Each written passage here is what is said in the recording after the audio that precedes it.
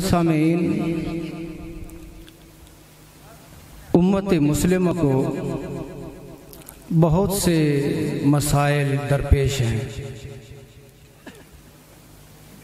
اور سب سے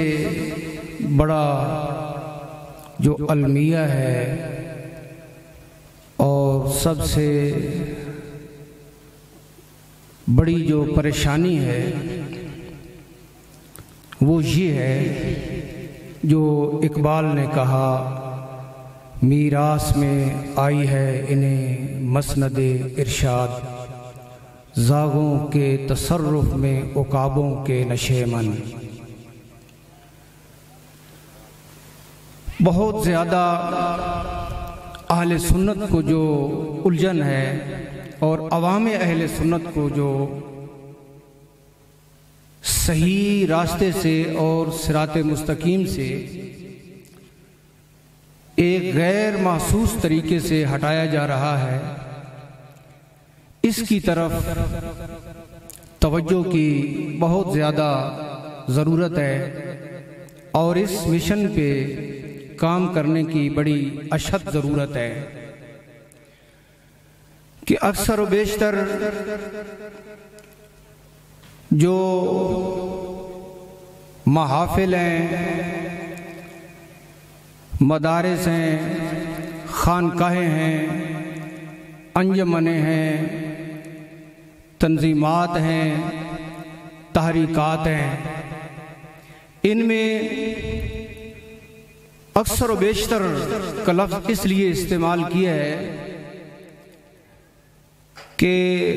واقعہ کے اعتبار سے اسی طرح ہے کہ اہل سنت کا لیبل لگا کر اہل سنت کو غلط رہنمائی کی جا رہی ہے، اور بسا اوقات اہل سنت کے عنوان پہ بہت زیادہ خوبصورت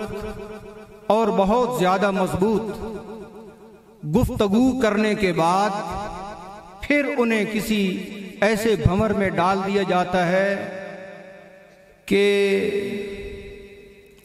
سامع وہ پریشان ہو جاتا ہے کہ میرے لیے کوئی راستہ متعین نہ ہوا۔ یعنی کہ میں مثال کے طور پہ عرض کرتا ہوں کہ ہم پیران پیر حضرت شیخ عبد القادر جیلانی کو ماننے والے ہیں، اولیاء کرام کو ماننے والے ہیں، اور حضور غوث پاک کی 11ویں کا بڑا نام ہے، اور ہم سنی حضور غوث پاک کی 11ویں کرتے بھی ہیں، شامل بھی ہوتے ہیں، کھاتے بھی ہیں، اور نشستوں میں بڑی محبت کے ساتھ ہم شرکت بھی کرتے ہیں بہت زیادہ۔ لیکن یہی لوگ جو حضور غوث پاک کی 11ویں میں شرکت کرتے ہیں اور بڑی محبتوں کے ساتھ اس میں آتے ہیں،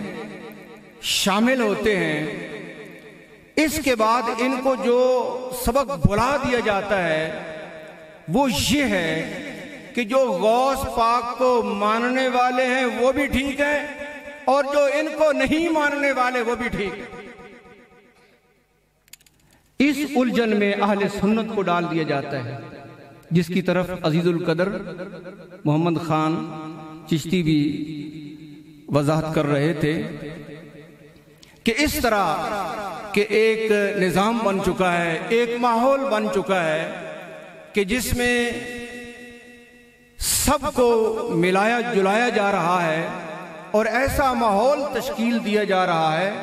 کہ ٹھیک ہے تم اہل محبت ہو اور حضور غوث پاک کو ماننے والے ہو، نبی پاک صلی اللہ علیہ وسلم کے تم محب ہو، عاشق ہو، لیکن اس کا تقاضا کیا ہے؟ اور مکمل طور پر کلیئر کٹ جو ہمارے اکابرین نے، میں یہ سمجھتا ہوں کہ مجدد دین و ملت امام احمد رضا نے اپنے دور میں، کہ آپ مجدد تھے، کہ اس وقت جو حق اور باطل کو ملایا جا رہا تھا اور ایک سازش کے تحت وہ اہل سنت کے روپ میں بہت زیادہ غلطیاں کر رہے تھے، بے ادبی کر رہے تھے، اور شان مصطفیٰ کا انکار کر رہے تھے، امام اہل سنت شاہ احمد رضا خان رحمت اللہ تعالی علیہ نے آ کر بتایا کہ یہ لوگ ٹھیک نہیں ہیں جو نبی پاک علیہ الصلوۃ والسلام کے مقام اور مرتبہ کے منکر ہیں، ان کو اعلیٰ حضرت نے الگ فرما دیا۔ اور صرف یہ نہیں کہ اعلیٰ حضرت نے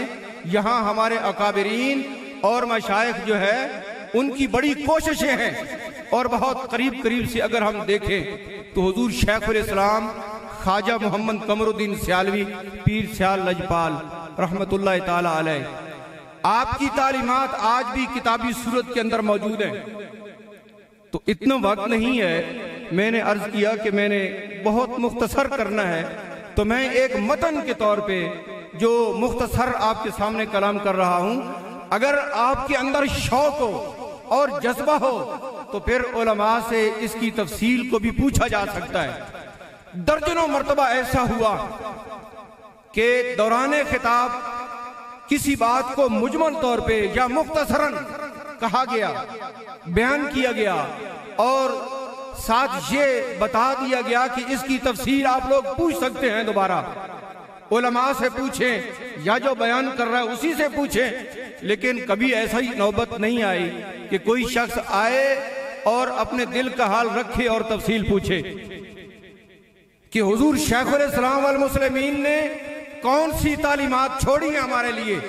وہ تقریری صورت میں، وہ تحریری صورت میں، جو آپ کا مشن تھا وہ کیا تھا، اور آپ نے حق اور باطل کو کس طرح واضح فرمایا۔ مجدد دین و ملت امام احمد رضا کی کیا تعلیمات ہیں، تو آپ امام احمد رضا نے اور ہمارے مشائخ نے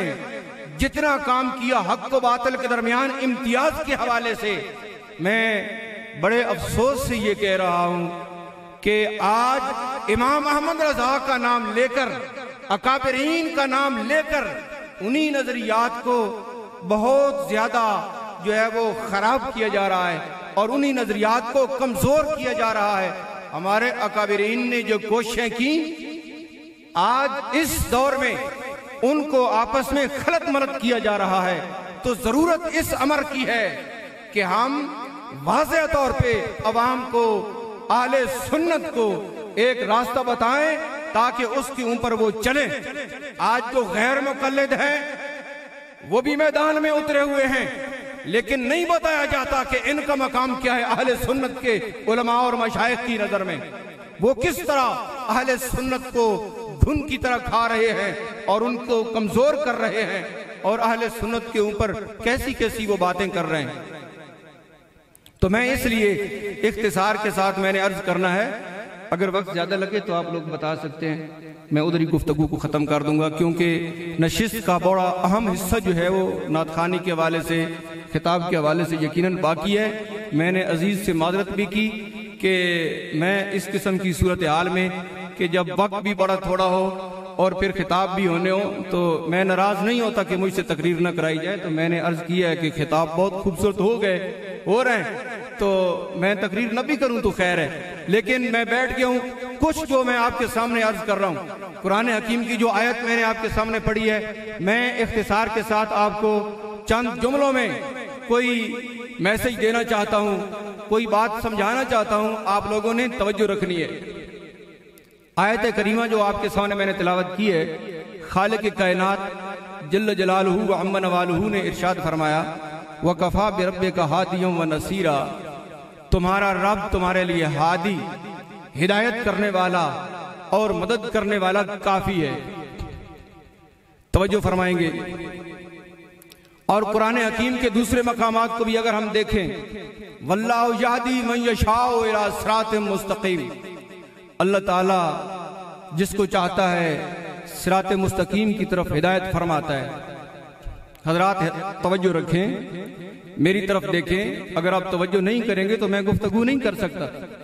آپ توجہ رکھیں، مجھے پتہ ہے کہ مہمان آ رہے ہیں اور نشست جو ہے وہ اس قسم کے مراحل میں ہے جس میں توجہ تقسیم ہو سکتی ہے، تو آپ لوگ توجہ رکھیں، نشست کے کسی حصے کو بھی اپنے ہاتھ سے جانے نہ دیا کریں۔ نشست کا ہر حصہ اہم ہوتا ہے اور اس کی طرف آپ کی توجہ ہونی چاہیے، اور کوئی پیغام لے کر جائیں، کوئی مسئلہ سمجھ کے جائیں، کوئی جو اچھی بات ہے اور جو ایمان والی بات ہے اس کو اپنے دماغ کے اندر بٹھا کے جائیں تاکہ محافل کی غرض و غایت پوری ہو جائے۔ میں نے پہلے عرض کر دیا ہے کہ بہت زیادہ ایسی محافل ہیں کہ بجائے کہ وہ کوئی پیغام دیں اور کسی نقطے پہ سامعین کو پہنچائیں، وہ الجھا کے چلی جاتی ہیں۔ محافل کے اندر الجھاؤ زیادہ ہو جاتا ہے اور سامع کسی نتیجے پہ نہیں پہنچتا، یہاں تک کہ اس محفل کے جو برعکس ہوگی اس کو بھی وہ اپنی محفل سمجھ بیٹھتا ہے۔ دیکھیے، توجہ رکھنا اور زیادہ توجہ رکھنا۔ جو آیت پڑھی ہے اس میں خالق کائنات جل جلالہ نے ارشاد فرمایا وَقَفَا بِرَبِّكَ هَادِيًا وَنَصِيرًا، اللہ تعالیٰ ہدایت دینے والا ہے، اس میں بھی وہ کافی ہے اور مدد میں بھی وہ کافی ہے۔ ہادی ہونے کے اعتبار سے بھی اللہ کافی ہے اور مدد کرنے کے اعتبار سے بھی اللہ کافی ہے۔ لیکن آج یہ المیہ ہے، آپ لوگ دیکھتے ہیں اور سنتے رہتے ہیں عام طور پہ کہ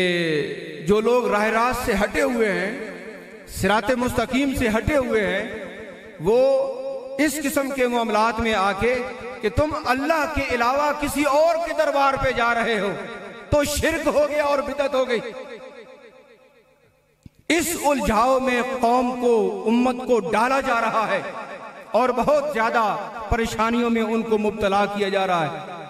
آپ نہیں دیکھتے، کہتے ہیں جی اللہ کو چھوڑ کے کسی اور سے مدد لے رہے ہیں،